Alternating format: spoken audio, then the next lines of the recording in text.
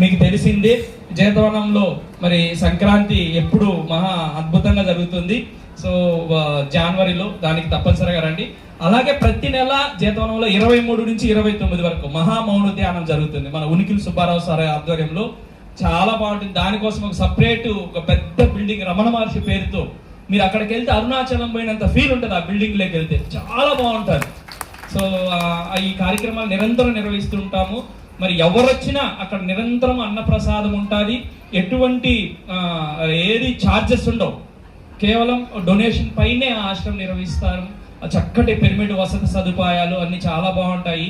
So దయచేసి మీకు ఎప్పుడు పిరమిడ్ జీవితంలో ఎప్పుడు రావాలన్నా ఒక పుట్టింటికి వచ్చినంత స్వతంత్రంగా మీరు రావాలని నేను కోరుకుంటున్నాను. సో మీరందరూ రావాలని మరీ కోరుకుంటూ, నాకు మరొకసారి పరమేశ్వరరెడ్డి సార్కి మా బాబాయికి నాకు చాలా ఇష్టం. బాబాయి ఈయన గురించి ఎంత చెప్పినా తక్కువే.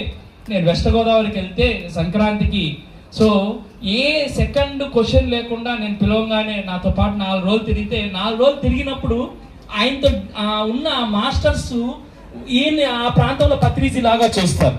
అంటే అంత సేవ అందించాడు ఈయన ఎంత సేవ అందించాడంటే అంత సేవ అందించాడు. So thank you very much Nagendra అన్నకి, థ్యాంక్ యూ వెరీ మచ్. మరింత ఎప్పుడు ప్రోత్సహిస్తూనే ఉంటాడు నాగేంద్ర అన్న. థ్యాంక్ యూ వెరీ మచ్ అన్న. Thank you. చివరిగా